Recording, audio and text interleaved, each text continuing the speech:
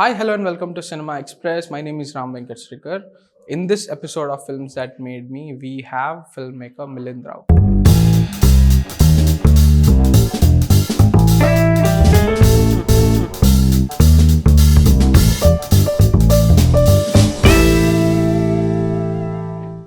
வணக்கம் மிலிந்த். வணக்கம். எப்படி இருக்கீங்க? நல்லா இருக்கேன். சூப்பர்.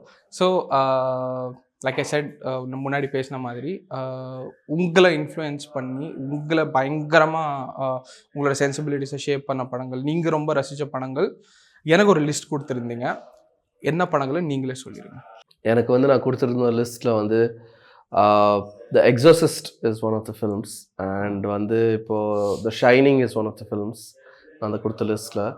அப்புறம் some other films are The Matrix is one of the films that has influenced me a lot, and Fight Club, and coming to Indian cinema, the films that have really influenced me a lot are Nayagan and Basha and what do you call it, Michael Madan Kamarajan. These are the films that have, I would say, it's only when நீங்கள் கூப்பிட்டு இந்த இன்டர்வியூக்கு கேட்கும்போது தான் நான் ஃபோக்கஸ்டாக யோசிச்சேன். ஏன்னா நமக்கு அவ்வளோ படம் இருக்குல்ல, நம்மளை இன்ஃப்ளூயன்ஸ் பண்ணுற எவ்வளவோ படங்கள் இருக்குது.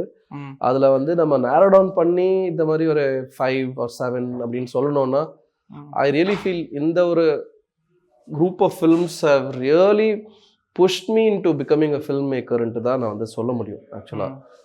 So in that sense I think in terms of influencing me to become a filmmaker and to enter filmmaking, I would say these are the main films that push me into it அப்படினு சொல்ல முடியும். 7 films. இதுல எந்த படம் first பார்த்த மாதிரி ஞாபகம் இருக்கா? ஆமாம், ஞாபகம் இருக்கு எனக்கு. இதில் ஆக்சுவலாக I think Michael Madan Kamarajan தான் ஃபர்ஸ்ட் பார்த்தேன். தியேட்டருக்கு கூட்டிகிட்டு போனாங்க என் பேரண்ட்ஸ். மைக்கேல் மதன காமராஜன் பார்த்தேன். And there's no way my parents would have taken me to The Exorcist, obviously. yeah. So அதனால this was a film that நான் போய் முதல்ல தியேட்டர்ல பார்த்தது one of the first few films Michael Madana Kamarajan தான். and what fun I had. அது was unbelievable humor, and அது இந்த it's my, நீங்க தமிழ் சினிமால all time favorite comedy அப்படின்னு சொன்னீங்கன்னா, one of my all time favorite films ன்னு சொன்னீங்களாலே Michael Madana Kamarajan will be there in that list, So அதனால it's left such an impression on me about writing, character development, எல்லாமே it's so amazing that இன்னி வரலும் it's there in my mind, and that's the first film I think I would have seen in this list in the theaters. And அதுக்கப்புறம் school டைம்ஸ்ல ஸ்கூலை cut அடிச்சு போய் பார்த்த படம் பாஷா. ஓகே. அதனால பாஷாங்கிறது இப்போ கூட அதுல அந்த டயலாக்ஸ் எல்லாமே அவ்வளோ வாட்டி பார்த்துருக்கேன் அந்த தியேட்டர்ல. அந்த படத்தை தியேட்டர்ல பார்த்துருக்கேன். பார்த்துட்டு அவ்வளோ வாட்டி அந்த டயலாக்ஸ் எல்லாம் மனப்பாடமா இருக்கு. அவ்வளோ வாட்டி பார்த்துருக்கேன் அந்த படத்தை. And it's like one of those films that is completely enjoyable from the first frame till the last frame. And இப்போ கூட like I've been in a lot of discussions, the typical film discussions, story discussions, எல்லாருமே commercial discussions வந்தாலே, even today I will tell you that anybody in the industry will tell you that when you're doing a commercial படம் discussion பேசும்போது பாஷா மாதிரி அப்படின்ட்டு ஒரு சீனை open பண்ணுவாங்க. அப்படி ஓப்பன் பாஷா மாதிரி அப்படின்ட்டு ஒரு, it's just that influential in terms of just ஒரு கமர்ஷியல் சினிமாக்குள்ள இருக்கிற ஒரு fantastic story that really made me understand. தியேட்டர்ல போய் அந்த ஆடியன்ஸ் ரெஸ்பான்ஸை பார்க்கும்போது you really, and you were part of that. அதை பார்க்கும்போது தான் you realize somewhere ஒரு ஸ்பார்க் வருது நமக்குள்ள. இதுவும் நம்மளும் இது பண்ணலாமா more interested in, always more interested creating that experience. நம்மளும் இது பண்ணலாமா? அப்போதான் you started noticing இது யார் பண்ணாங்க அப்படின்ற ஒரு கேள்வி வருது. And அங்க where Nayagan comes into the picture, then you realize so that Nayagan theaterல பார்த்த மாதிரி theaterல பார்க்கல. Because I think I was born in 79, so I think till a point of time there's Nayagan was 87, I was too young to, and I don't think they would have taken me to that film at that point of time, because so I kind of watched it later, but because I was too young to go to the theater myself and watch that film, and I remember going to this in school, and this thing I'm talking about Basha and Michael Manakaran. நாயகன் வந்து நான் அப்புறமா பார்த்தேன், and it just blew me away in terms of இப்படி கூட வந்து ஒரு படம் பண்ணலாமா தமிழ்ல வந்து நான் வந்து பார்க்கும்போது வந்து, because you watching all these other films like Godfather and all of these things, and you're seeing Nayagan and you're seeing the same kind of sensibility, international sensibility, at the same time ஒரு emotional கோரும் இருக்கு, நமக்கு வந்து connect ஆகிற ஒரு விஷயம் அப்படின்னு பார்க்கும்போது இது எப்படி அந்த டைம்ல யோசிச்சாங்க அப்படின்ட்டு வந்து I mean you're part of that zeitgeist, you're part of that growing up, and சொல்லும் போது that's when you start to think இது யார் பண்ணாங்க அப்படின்னு சொல்லும் போது தான் you go behind and you start understanding there is a director, and that director is Mani sir, and then so for me it was like a dream come true to work with him as an assistant director, so he was always on the top of my list to, like, when I get into filmmaking I have to work with him, and just happened to, fortunately, I don't know what he saw but he took me on as an AD, and but adha, so these are the kind of films that made me ask those questions, idu eppadi pannanga, idu yaar pannanga, and that's what's the beginning of a filmmaker, I think. நீங்க வந்து இது எப்படி பண்றாங்க, அதை வந்து you start analyzing more than just what you're watching. You start watching about how could this be made, how are they making this, and that's what I'm saying. So those are some of the films that were very early films that I watched in the theater, and got me thinking on these lines as a filmmaker. இந்த 3 ஃபிலிம்ஸ்க்கும் எனக்கு சில questions இருக்கு. இத சொன்ன மாதிரி Michael Madan காமராஜும் உங்களை what did it make you question? Michael Madan காமராஜை பார்த்து என்ன question, like 4 பேர் எப்படி கிரியேட் பண்ணாங்கன்ற ஒரு क्वेश्चனா? ஆமா, 4 பேர். No, for me that was more about எனக்கு வந்து as an experience in the theater la. Okay. எனக்கு வந்து I do want to make like fun films as well. See, for the I've made Aval Netrikan and I'm making The Village now, and they are based in the thriller horror genre and all that, but there is a side of me that enjoys this, this complete having a fun experience in the theater kind of padam also. Ala kuda வந்து பார்த்து பண்ணனும்னு கூட எனக்கு interest இருக்கு. So அந்த வகையில வந்து எனக்கு வந்து it was a blast for me, like from beginning to end every dialogue, every frame is filled with gags and sight gags and word play and எல்லாமே இருக்கு அதுல வந்து. அதனால வந்து அது வந்து it's very intelligently done but very easily put into the thing la. Alame வந்து பாக்கும்போது when you watch it you just absorb it and you like really enjoy it, and then when you grow up you wonder எதுக்கு நான் இத வந்து அவ்வளவு enjoy பண்ணேன் அப்படினு பாக்கும்போது, எடுத்து பாக்கும்போது அவ்வளவு இருக்கு, அது அவ்வளவு வர்க் போயிருக்கு அதுல, ரைட்டிங்ல இருந்து ஸ்டேஜிங்ல இருந்து everything la. And at a point of time when technology was so not developed yet for them to do 4 Kamals, and just to think of how they might have pulled it off technically and all of that la, it just makes you wonder. There's a lot of craft that's gone into that film. So adala it just remains for me, once I started analyzing about putting together a film ellame வந்து why did I started thinking about நான் எதுக்கு அந்த படத்தை அவ்வளோ enjoy பண்ணேன் அப்படின்னு பார்க்கும்போது it just make me understand the craft better. So that's why I'm saying that film for me is because எனக்கு அந்த genre of moviesum பண்ணணும்னு இருக்கு. So in that sense that's one of the films that for me remains, I would say even today I would say for me that's like stand up right there on the top, like for me number 1, like in Tamil the comedy films I've seen, the fun comedy films, இதுதா வந்து is one of the best அப்படினு நான் வந்து சொல்லுவேன். எனக்கு வந்து பர்சனலா ரொம்ப பிடிச்ச படம் அப்படினு சொல்லுவேன் நான். Speaking of the craft in that film, அந்த mirror scene la, that scene, like அதுல ராஜு வந்து மதன் எக்ஸ்பிளைன் பண்ணுவார் இல்லையா, எப்படி நாடகம் போட்டு காசு போச்சு, அந்த போன காசு வந்து திருப்பி போடலாம். So what I found fascinating about it was, it's funny on a very writing level. You can see that there is great performance happening, and then the technicality of it, having 2 Kamals and the reflections of those 2 Kamals. That exactly was, what's your favorite scene in that film? I know it's hard to pick one, but for me it's just a lot of things. It's for me the combination on character for me, the way Nagesh sir in that Yeah. the way Avinashi. he keeps Avinashi, and then his relationship with Beam Boy, and the locker linde, and then Kameshwaran comes and says that dialogue, to that Avinashi teaches him to say that dialogue to Avinashi திட்டுற Beam. மாதிரி ஆமா. See, those are all just unbelievable scenes for me, and it just like, even when I watch it today, I just burst out laughing. So there's not, for me, that whole film, every scene is golden. Every scene has its moment, and you keep cutting back and forth. And then even those goons, that guy comes and says, "Sir, அந்த ஆளுக்கு ஒரு ஆள் இருக்காங்க, அந்த ஆளுக்கிட்ட நம்ம ஆளு இருந்துச்சுன்னா" அப்படின்னு சொல்லும்போது, so I'm saying every aspect of it, even those goons are funny, the way they go around and try to find out like who these Kamals are, and there's a confusion going on.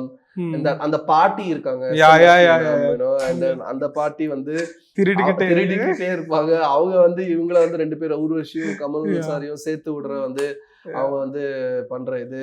And அந்த Nagesh sir அந்த first நைட்ல வந்து அவர் நடுவுல வந்து உட்கார்ந்துருவாரு, இது புதுசா இருக்கு, first நைட்ல வந்து அப்படின்லாம் வந்து it's just. And then his friend character who keeps scratching his armpit. Enjoy அப்படின்லாம் சொல்லிட்டு போவான் அந்த ஆளு.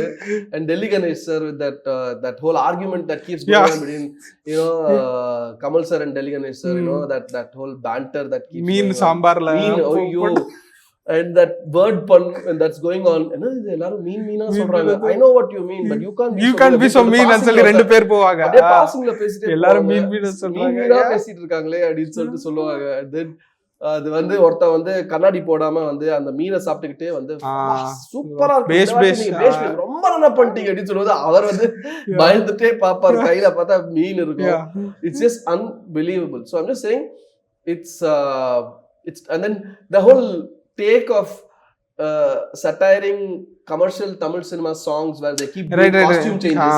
So அவன் சொல்லுவான், நீ பாரு நான் இப்ப வந்து costume minute costume change பண்றேன் அப்படின்னு சொல்லிட்டு, that guy is saying it because he saw Madan's wardrobe. Raju, நான் minute costume change பண்றேன் அப்படின்னு சொல்லிட்டு இருக்கும்போது, but actually the Kamals will be changing. And one guy will get hit on his head and kidnapped, and then the other guy will come there and she'll see, oh, even Najamave costume change பண்றானே அப்படின்னு சொல்லிட்டு.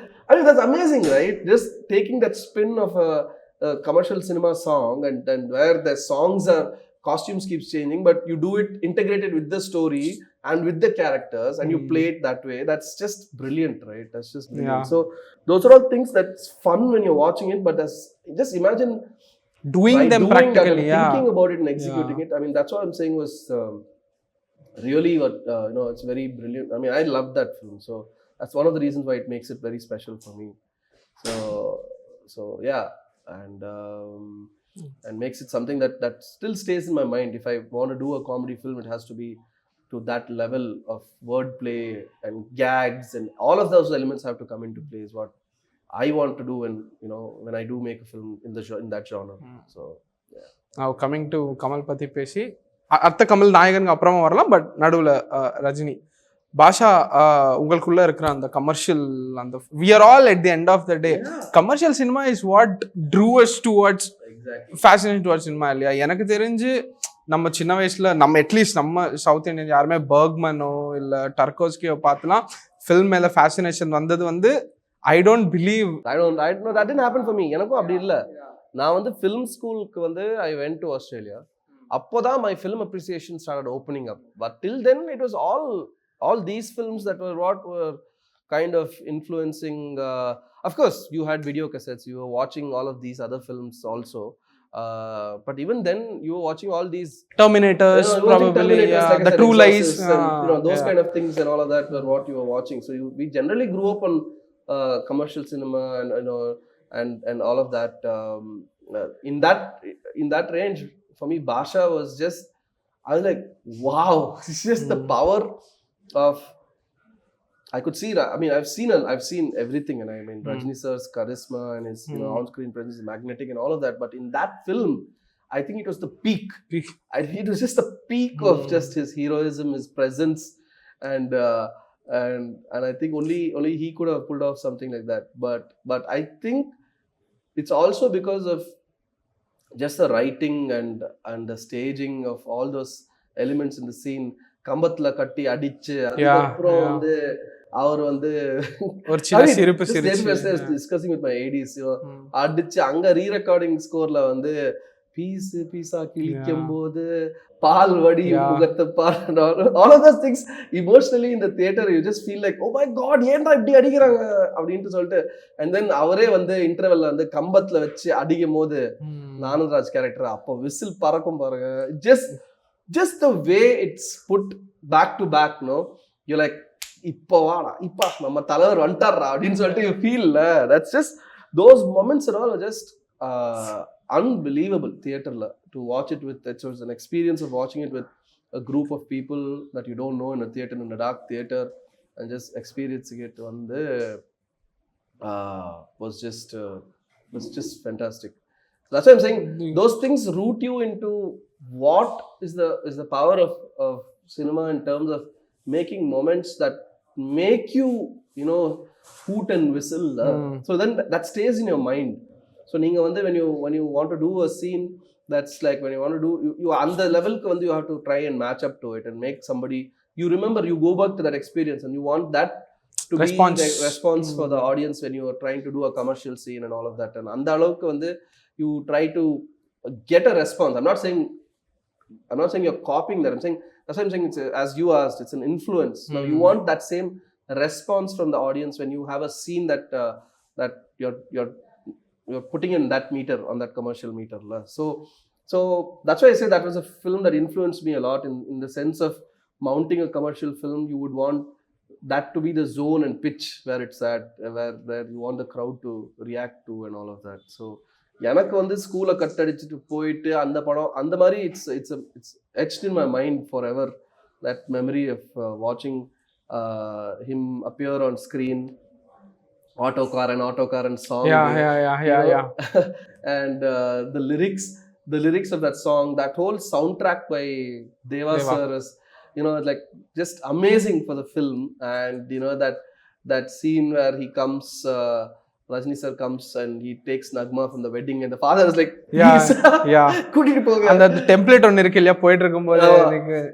and அந்த scene வந்து எனக்கு இன்னொரு பேர் இருக்கு, என்னடா பெருசா என்ன இதெல்லாம் வந்து முடிச்சுட்டு தான் நான் வந்து இங்க மாதிரி காலேஜ்ல ஆரம்பிச்சேன் அப்படின்னு சொல்லிட்டு அவர் வந்து அதை வந்து very smartly they'll show it from the perspective of the sister. காட்ட மாட்டாங்க சிஸ்டரோட எக்ஸ்பிரஷன் பேசிட்டு இருப்பாரு, அவுட் ஆஃப் ஃபோக்கஸ் பண்ணிட்டு இருப்பாரு. அது அந்த மேனரிசம் எல்லாம் வந்திருக்காது அந்த இல்ல உள்ள விட்டு அப்படியே ஒரு டிரான்ஸ்ஃபர். சோ ஆடியன்ஸ்க்கு இவர் யாரு என்ன இது அப்படின்னு they'll hold that, what name, என்ன பாஸ், ஏன் இப்படி பயப்படுறாங்க அப்படின்னு சொல்லிட்டு அந்த இன்டர்வல் பாயிண்ட்லயும் அந்த கம்பத்தை கட்டி அடிச்சதுக்கு அப்புறம் வந்து அவன் வந்து கேட்பான், அந்த தம்பி கேரக்டர் ரஜினி சாரோட, சொல்லுங்க ஏன்னா நீங்க அடிச்ச ஆளுங்க வந்து ரத்தம் நரம்பு சதை எல்லாமே வந்து வெரி ஊர்ன ஒரு ஆளாதான் இப்படி அடிக்க முடியும், நீங்க யாரு நீங்க அப்படின்னு கேட்கும் போதுதான் அங்க ஓபன் பண்ணுவாங்க பாஷா. அப்போ வந்து பிளாஸ்ட் ஆகும் தியேட்டர் வந்து. till then they'll hold it and they won't let it go. So that's amazing the way they brought that flashback and they held that and they kept giving you hints that something bigger ஏதோ ஒன்று இருக்கு அப்படின்னு சொல்லிட்டு. So that's great writing there. And so for me it just worked fantastically in the theater, and that's why I'm just saying that that's also a huge influence for me, you know. And coming from there to Nayagan was just that was just a film that stood out for me, just in terms of the emotional moments. No, for me, see, when these films I saw at a time when I was as a filmmaker, as an audience, you want to be shocked, you want to be taken through a ride in a film. And you know, the violence of Nayagan was, you know, when he kills that police officer in the beginning and all that, I was like, I'd not seen that kind of, it was real.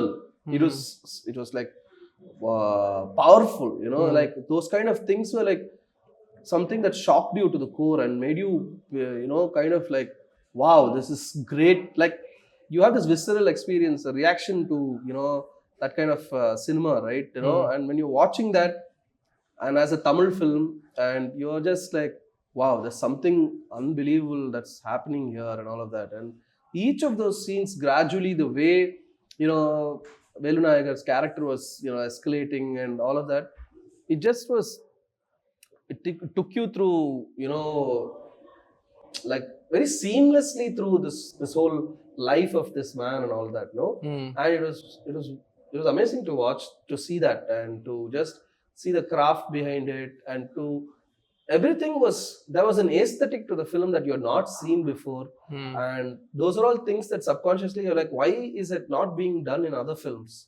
That's again where you get the question of who is doing this one? This, yeah. Why have I not seen Kamal sir like this in other films? Why have I not seen aesthetics of the just the way the film is put together and visually itself? Why is it so different from everything else that you're watching, in Tamil cinema at that point of time? So அதெல்லாம் பார்க்கும்போது தான் உங்களுக்கு வந்து அந்த கேள்வி தோணுது. ஆக்சுவலாக வந்து இது யார் பண்ணாங்க, எதுக்கு, யார் எழுதுனாங்க, யார் இது இயக்குனர்ங்கிற ஒரு விஷயம் நமக்கு வந்து அப்போதான் வந்து ரியலைஸ் பண்றோம். அவங்க தான் இதெல்லாமே பண்றாங்களா அப்படின்ட்டு நமக்கு வந்து புரியுது. அண்ட் அது போய் இன்னும் கொஞ்சம் இதுல வந்து இன்னும் கொஞ்சம் ரிசர்ச் பண்ணும்போது you realise, then you start uncovering his body of work and all of that, and understand. So Nayagan was your starting point for Maniratnama? Yeah. Okay. And then after that, just back to back adukaprom Dalapati and Anjali and everything came la. So just it became one of those, எனக்கு என்னன்னா, for me it was more of a filmmaker and all. At that point it was not even a thought in my mind. It was about something. There used to be this show, I think, where they'll have these new songs from films that will come. Appa vande you would be waiting to watch this, because the visuals were amazing at that point of time itself. For Mani sir's movies, the visuals of his songs, you'd be waiting to watch his new film songs on TV and all of that whenever they came. And it was not like today where it's like all the time on TV. That exclusive and the access irukadu. And அந்த ஒரு expectation was there to see the kind of visuals that Mani sir was creating and all of that. And that made you actually, he was one of the first filmmakers in India that I kind of like, when you're watching a lot of English films, the Spielbergs and all of that, but Indian filmmakers, of course there are greats like Satyajit Ray and all, but those are things, like I said, when you go to film school is where you start understanding roots.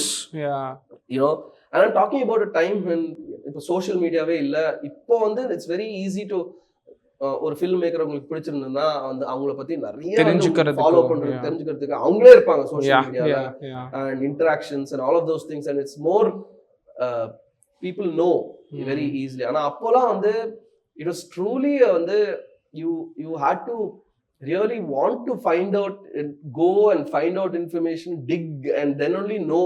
So it was purely உங்களோட இன்ட்ரெஸ்ட்ல தான் நீங்க போய் அதெல்லாம் வந்து கண்டுபிடிச்சு வந்து இது யார் பண்ணாங்க, இவங்க யாரு அப்படின்னு சொல்லும் போது, ஏன்னா அப்போ வந்து உங்களுக்கு வந்து ஆக்டர்ஸ் வந்து எல்லாருக்குமே தெரியும், ரஜினி சார், கமல் சார். ஆனா வந்து டைரக்டர்ஸ் எல்லாமே வந்து it was not that prevalent, and to break through that and come out as a known filmmaker, as a director, shows அந்த அளவுக்கு இன்ஃப்ளூயன்ஷியலா இருந்திருக்காரு மணி சார் அப்படின்ட்டு. ஸோ எனக்கு என்னன்னா, that's how I started looking more at who is this, இது யார் பண்ணாங்க, and those filmmakers, like, and Mani sir was the one who kept delivering that visual that kept you wondering, இது எப்படி பண்ணாரு, இது and so it just slowly was just taking you on that path before you even realized it actually. And I was never, எனக்கு என்னன்னா வந்து என் ஃபேமிலியில யாருமே film making இல்லை, அண்ட் ஸோ எனக்கு வந்து my dad's a chartered accountant, so this was completely not in the radar at all. So just that that's why I keep saying, in the films that influenced me, in the மாதிரி slowly these are the films, இந்த படம்லாம் பார்த்து தான் வந்து it took me into that path of wanting to try to actually do something that these filmmakers were doing and all of that. So that's what brought me closer and closer into the journey of starting off as a filmmaker, these films அப்படின்ட்டு சொல்லுவேன். So நீங்கள் starting நாயகனை introduce பண்ணும்போது சொன்ன ஒரு விஷயம் வந்து, this film had an international sensibility. அப்போ வரைக்கும் நம்ம தமிழ் சினிமாவில் பார்க்காது. What was your first exposure to international cinema? My first exposure is all the commercial stuff, it is all of these films, Back to the Future, all of those things, like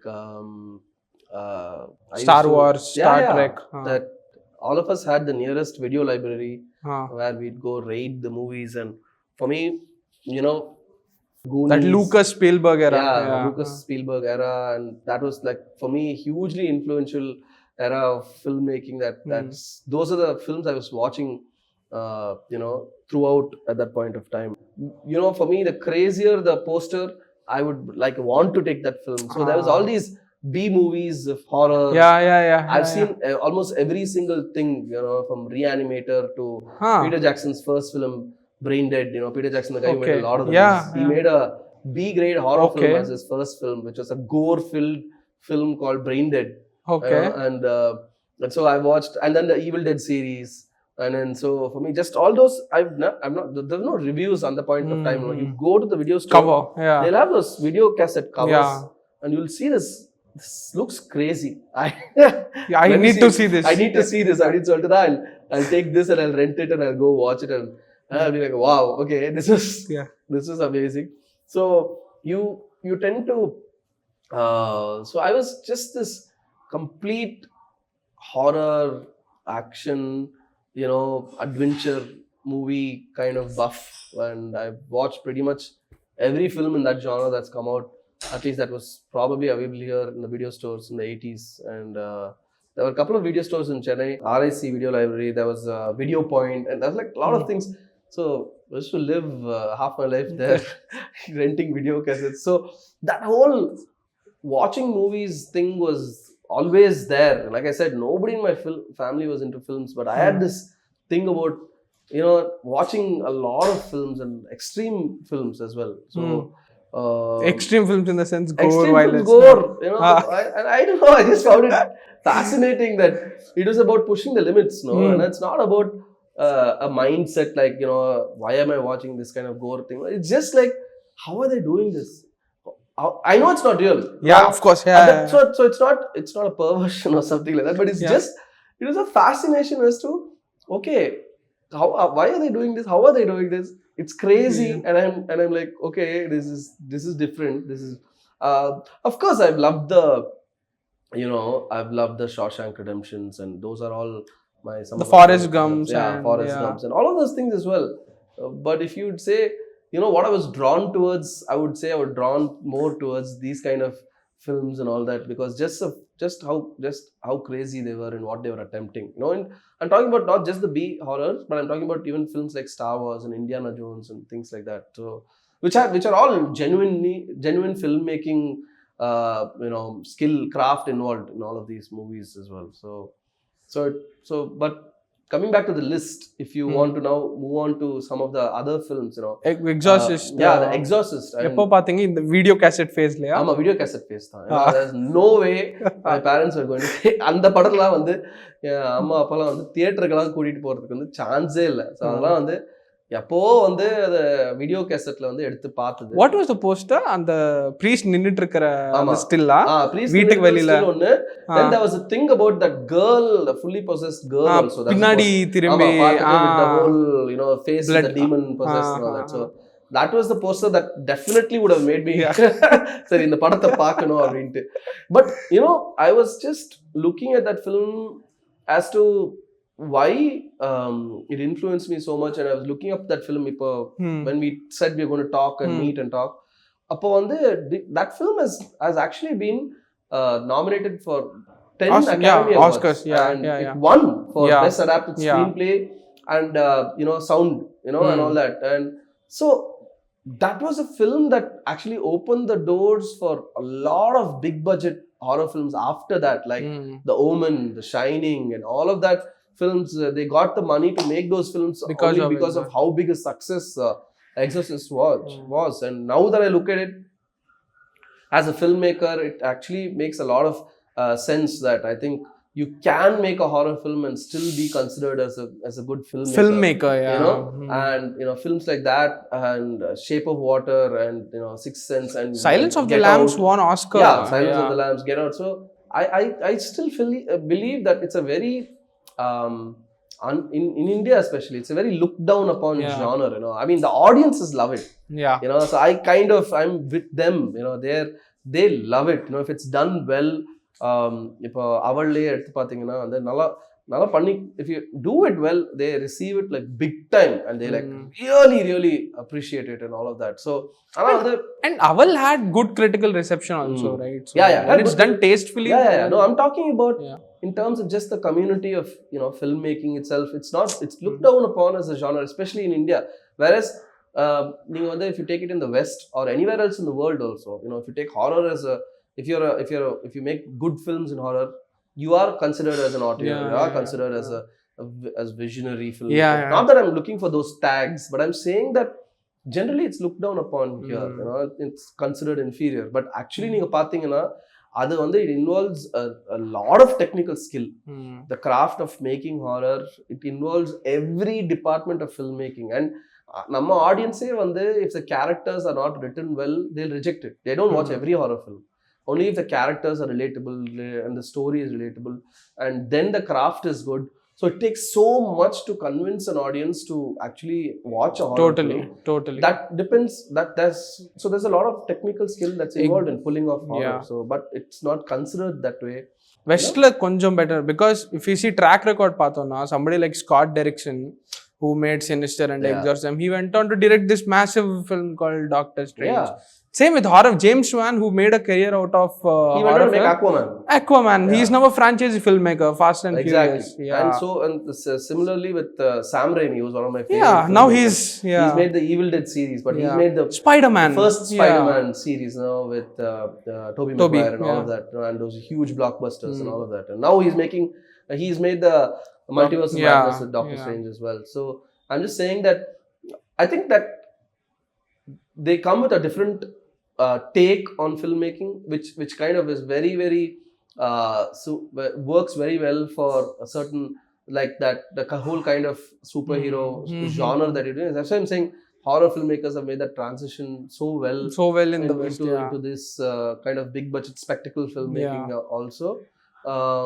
But there's a craft involved in horror and a skill involved, which will definitely, you can upscale and make this kind of big budget films as well. So but coming back to this Exorcist, for me, if you see, there is direct influence and homage in Aval to a lot of stuff that has happened in The Exorcist. Again, a lot of people have said, you know, it's a copy. It's not a copy, just because, see, the point is, the lead character, she reads a book called The Exorcist. Unless I wanted her to read the book, it is not. So it's not a copy. It's like I really deliberately put it there to say that, hey, this is one of my favorite films, and my character is reading that because I want, you know, just put it out there. That's all. Exorcist it's just one of those films that stays in your mind forever. It's like it doesn't go away. It is the scariest film எனக்கு வந்து I've seen a lot of, நான் எல்லாமே பார்த்துருக்கேன், நிறைய பார்த்துருக்கேன். ஆனால் அந்த படம் வந்து இன்னைக்கும் எடுத்து பார்த்தீங்கன்னா அவ்வளோ ஸ்கேரியாக இருக்கும். இன்னைக்கு stands the test of time. I'll say Exorcist is fantastic even today. Just effects they've done, the practical effects and the gore effects of the vomiting, the bed shaking, flying off the bed, அதெல்லாம் வந்து அந்த time 1973ல வந்து பண்ணியிருக்காங்க. இன்னைக்கு கூட வந்து நம்மளால வந்து I would say இதை வந்து அவ்வளோ கன்வின்சிங்காக வந்து ரெப்ளிகேட் சிஜி வச்சு கூட பண்ண முடிய மாட்டேங்குது. அந்த அளவுக்கு வந்து கன்வின்சிங்காக இருக்கும். And it's so to see that innocent girl to go through, you know, teenage girl to go through that experience, எல்லாமே it's a very emotional and very emotional core at the story, you know, core of the story எல்லாமே. So and the padam was something that was very influential for me as a filmmaker. So it doesn't mean that அவளோட interval scene is a copy of The Exorcist. It doesn't mean that at all. But if I wanted to do an exorcism, I wanted to do something that would blow you away, and that is what I was going for. Because for me, like, I wanted to do something that I wanted to make people sit and think, oh my god, this just completely took me by surprise. That's what we were going for, you know. So both Siddharth and me are huge horror buffs. அதனால we kind of co-wrote the film. So அந்த மாதிரி நம்ம வந்து பண்ணோம்னா அந்த லெவலுக்கு ஒரு exorcism scene வைக்கணும்ட்டு வந்து it is an inspiration. அந்த எக்ஸார்சிஸ்ட் மாதிரி, ஆனா it's not a copy. The whole arc of the angle of the character was completely different and all of that. But அதுல வந்து influences இருக்குன்னு தெரியுது டெஃபினட்டா. So if you say influences as a filmmaker, that's a huge influence for me. எனக்கு எக்ஸாசிஸ்ட்ல பண்ண அந்த graph, the way they do the medical sequences and all that, the treatment of the girl to find out before before they confirm that she's fully possessed. That's the journey that Jenny also goes on. They Siddharth's character Krish is a doctor, neurologist, and there's a psychiatrist also. There is a very big graphic scene also, the drilling. That's exactly. And that's something that's 100% when you have a drill going into the brain. I know there's something that you can't. அது வந்து it will freak people out ன்னு தெரியும். So there's all very deliberate imagery that we created to create a sense of uneasiness and terror in the people and horror in people's minds, and and that's based on a very, very real medical procedure called the deep brain stimulation. We did a lot of research and staged it in a very real way. I was just reading up today that even the angiography scene where blood comes out of that girl when they're doing it in Exorcist, when they're trying to check out what's wrong with her, was very disturbing, and people and till date it was used as for radiologists as a reference video medically, apparently. After that, because it's so realistically staged. So I'm saying those are all things that I was trying to do about staging all the medical stuff and analysis. And if you see that whole that CT scan, there's this plus mark on it. So it's like a cross. That image is there in the Exorcist as well. So those are all symbolic imagery that kind of resonated a lot as a filmmaker for me. And so for me, in a very different context, it's unconsciously come into the kind of the film that I was making, that was Aval. And if you look at the exorcism in Exorcist and Aval, it's completely different. Tonally, it's everything. But from where it came from, when unconsciously as a filmmaker, I would say from the Exorcist. Exorcist. Angenda. So it is influential to that level, where it kind of laid a lot of foundation for Aval and the film that I made, my first film, basically. So. And from there again is moving on to the next film that from one kind of horror to the other kind, which is The Shining. Okay. And one more thing on The Exorcist was that about the book, and there are two films which I feel that I love better than the book, but they're better than the book. Is one is The Exorcist and one is Jurassic Park, and I mean the three films, Godfather as well. Godfather. So but these two films, I've loved the books, and I mean I've really liked it, and I thought, how can this be made into a film? I mean, I read the book of Exorcist after the film, but Jurassic Park before the film. Okay. And I felt like, how can this be made? But then it was just better than the book for me that way. So in that sense, it was one of those things that is better than the book as well. And although the book is fantastic. And this has been a matter of a huge controversy that Stephen King has, all that thing. Yeah, exactly. So that way, for me, Shining, the book is in a special place, and I'm a huge Stephen King fan as well. I've read all his books, I've got all his books. But the point is, for me, that the film also is in a different zone, and I wouldn't pit one against the other and say this or that. But for The Exorcist, I would definitely say the film is better than the book. But The Shining was another film for me.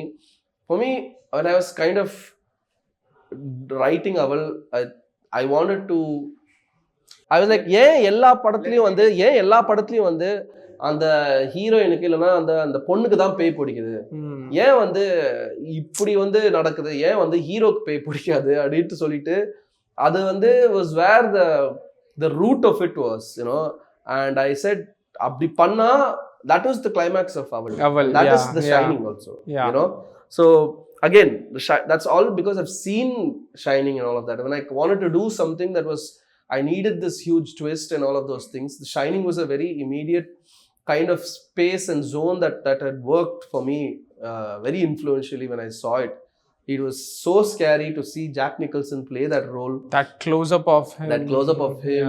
And breaking that door and coming out, and அந்த படிக்கட்டு மேல ஏறி நடந்து வர scene, and that whole thing of typewriter, he's working all the time, and then finally his wife comes and sees same line, all play and no work makes Jack a dull boy, and then she's like, that's பேஜா வந்து ஒரு 100 page அதான் type அடிச்சிட்டு இருக்கானா, that's when she realized this guy he's gone அப்படின்னு சொல்லிட்டு, and then the way he follows her, and then that maze he follows her through Yeah. that maze and gets frozen in that.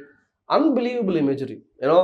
Somewhere you kind of try to start understand production design, you start understanding cinematography. Stanley Kubrick is visionary, he's a cinematographer himself, you know, he's like a visionary filmmaker. His films still today will stand the test of time. 2001 still is better than most of the big budget sci-fi space films, sets and all of that. It's like still way ahead of all of that, you know. So if you take that 2001 Space Odyssey and watch it, so for that's, it's just unbelievable the way his production design was, you know. That whole that boy cycling through the hotel and you see Suddenly the camera tirumburudhu, yeah, and you see the camera following him. yeah. And you know, the way that whole overlook hotel is designed with its you know, carpets and all of those things are all very very very images that you can't. And the two sisters, the twin sisters in And the lift, blood, the blood oh my from the God, lift, yeah, எல்லாமே வந்து yeah. unbelievable images அதெல்லாம் வந்து. And so அதனால Shining was a huge influence for me as a filmmaker. And for me, if you see Exorcist and Shining, you'd see a lot of where Aval was heading. Yeah. And although that's what I'm saying, it's not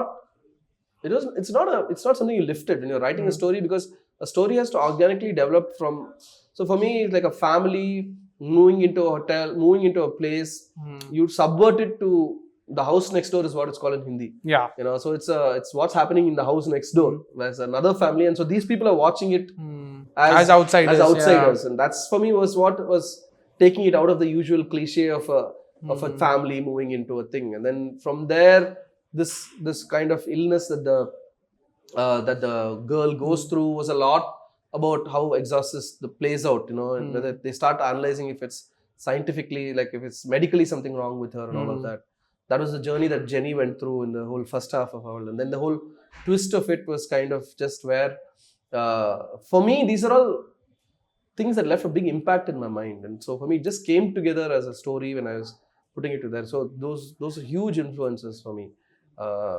Shining and Exorcist and all of that. So so that just for me, in terms of horror, there's a lot more influences, but these would be, I would say, pushed me into the zone of actually found its way into my first film and all of that, and pushed me into the zone of filmmaking as well. So yeah. Shining ஒரு medical film, இன்னொரு fight club. I don't know how to describe the film, but it's definitely not a usual film. இந்த லிஸ்ட்ல எதுவுமே at least horror English பொறுத்த வரைக்கும் எதுவுமே நார்மலான ஃபில்மே இல்லை. When did you watch? It's 99, so 99. I assume 1999 was Fight Club. When I was in Australia, I was doing my film school there. I did a master's in film. So that was your peak cinephile phase, huh? Yeah. And I was like, I had already watched, you know, Seven, and I mean, Fincher's work was, maybe today everybody says that, but for me that time I was part of that process of when he was making when those Fincher films. became Fincher. Yeah. So and I was like blown away by his filmmaking, and you know, I was like I was really like looking forward to his films and all that. And that point of time when this came, no, it was, I think it was our what do you call it? I don't know what the millennials film about existentialism and about all of that, but for it was that generation, is that, you know, it was about advertising just makes you go and buy shit that you don't need and work in a job that you don't hate.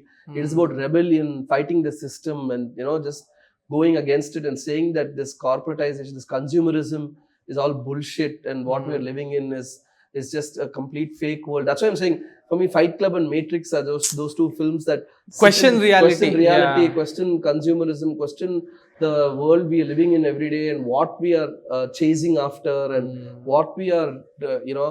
So it is those questions, and along with some great filmmaking, that made these two films very special, and you're at a phase where you want to ask those questions, and you are rebelling against the system, and you're trying to, you know, when you're 21, 20, and you're trying to find the answers of and trying to argue with everything and ask questions of everything. And this film fed you right into that phase, and you're like, it opened up your mind, you know. There's a lot of shots, and there's a shot in Aval where Siddharth will be Dr. Prasad will be telling him that I know it's you, and you'll be charging into Siddharth and all that, and the whole screen will just jitter and all of that. That's like Fight Club, where Brad Pitt, when the kind of thing that screen jitters and all of that thing. It's kind of an homage from that, and a lot of just the visual style of that film, and just there's a legendary kind of splices into the film as phallic symbols and all of that. That's there if you sit and notice it and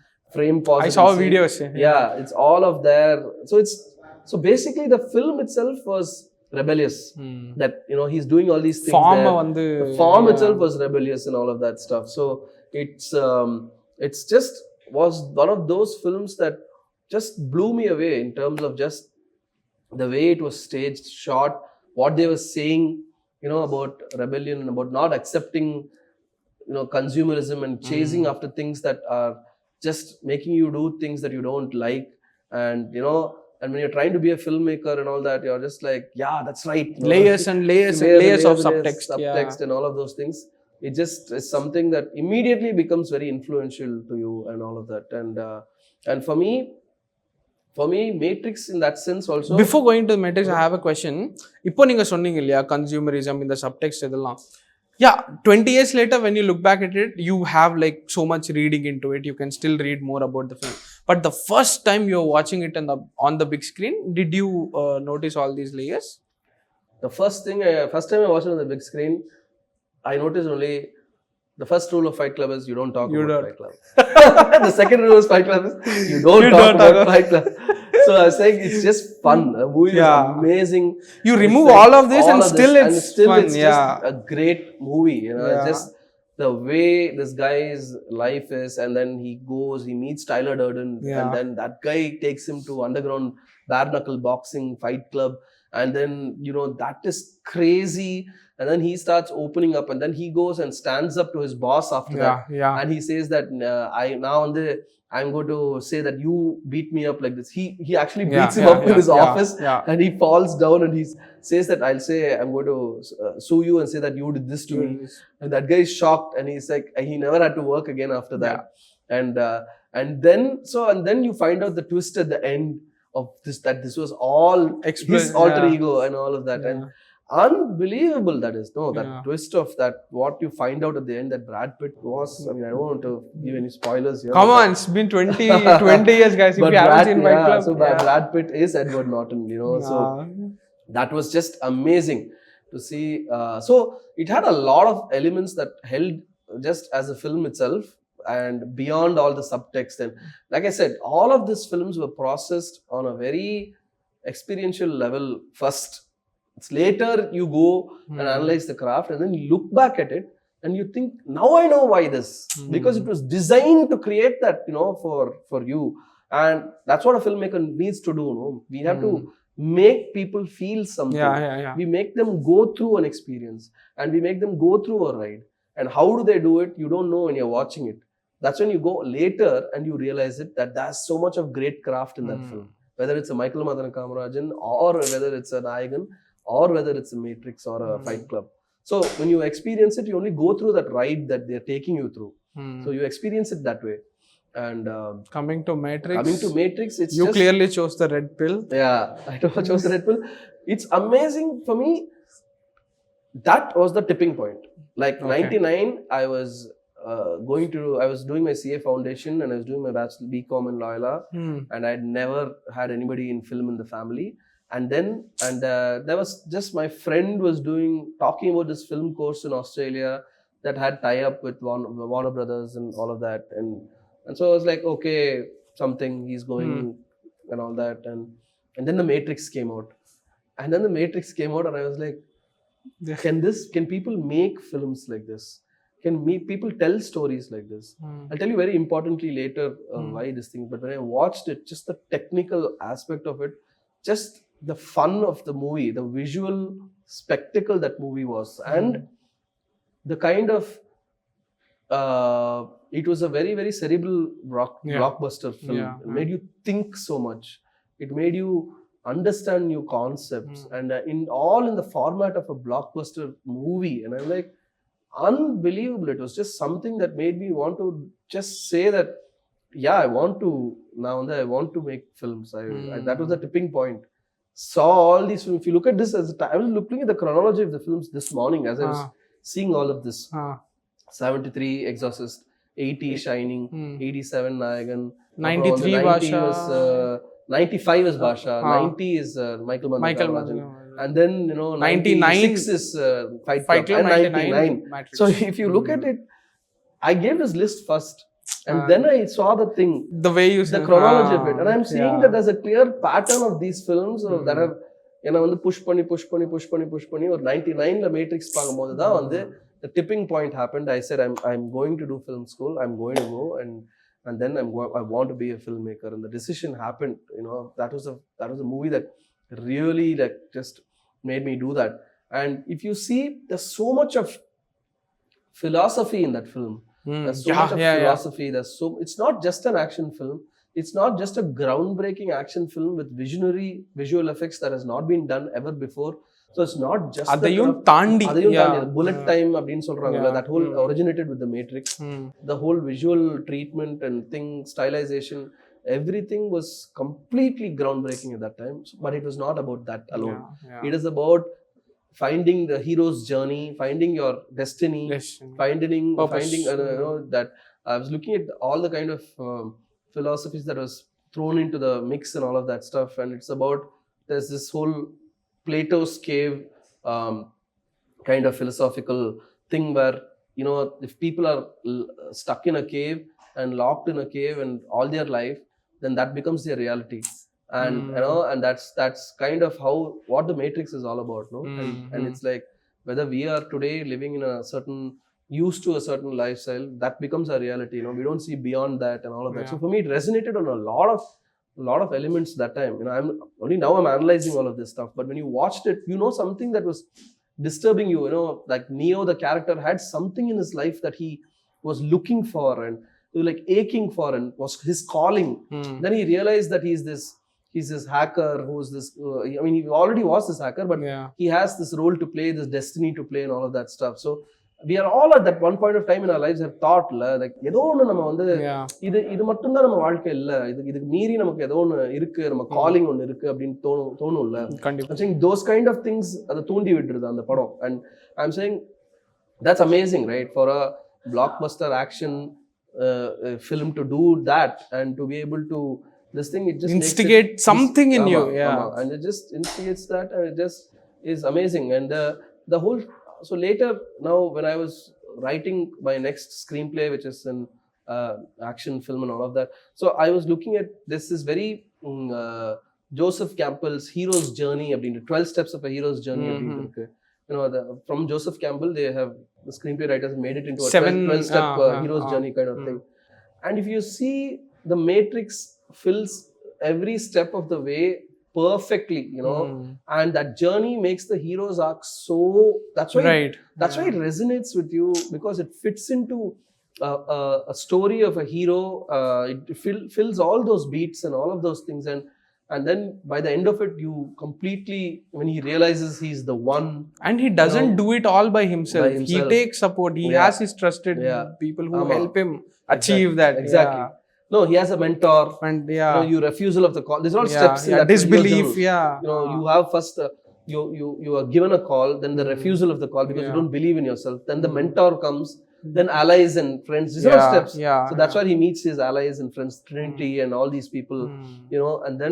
And then you go into the cave, and then you come out of the cave. That's all steps of the hero's journey and all of that. So I'm saying, when you're writing later, you realize how much of writing has gone into that film to set it up in a certain way and all of that. And again, it just brings you back to understand the kind of experience they want to take you through. Why it's not just an action film is because it has so many other things that they've put in. The way the screenplay has been mounted, the journey's arc, the hero's journey, the destiny of the hero, and the philosophies that go behind the Matrix about questioning your reality and all of that, which just makes that film very, very influential for me, and was the tipping point for me to finally say, yes, okay, I'm going to film school, because I wanted to do it right. I was like, I didn't have any backing in, so I wanted to go to film school, learn the basics, and then get into filmmaking. And for me, that was a film that was the tipping point that put me on this journey to become a filmmaker. So yeah. Wow, I love the climax of this conversation because it started there and finally came to what finally Yeah. triggered you to become a filmmaker. Yeah. But like I said, all these films have, Yeah. and chronologically they've been somewhere pushing Yeah, me into that yeah. zone, and this was Matrix, the tripping that broke point. the ceiling. Yeah, that just Yeah. completely said that I can't do what I'm doing now. It broke the reality of what I was Yeah. doing and made me look for something else, which was my calling, and which Mm. is that tipping point, which is getting into film basically. So yeah. Brilliant, brilliant. Milind, thanks for the amazing conversation. Thank you for coming. I know you are like, there's a lot going on. You're filming. Thank you very much for making the time and talking to us. Anytime. I Thank had you. a great conversation. So Thank you very so much. for that.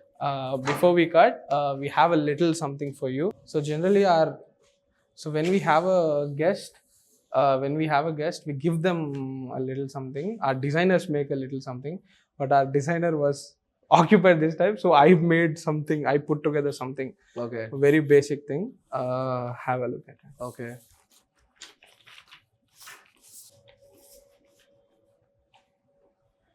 Nice. Yep. Actually, it was nice. I know you lost a lot of weight, but yeah. So this is an image that's haunting me. Yeah. Because it's one of those cell phone pictures, so I mostly tend to avoid it. But thank you. Actually, this was a very interesting conversation because it made me again think about these films, and it actually makes me realize that why I'm doing this now. And I think sometimes every now and then you need that check. To understand why you're doing this and to see if you're on the right path, and I think I am. So All the best. All Thank the you. best Thank you once so much. again. Yeah.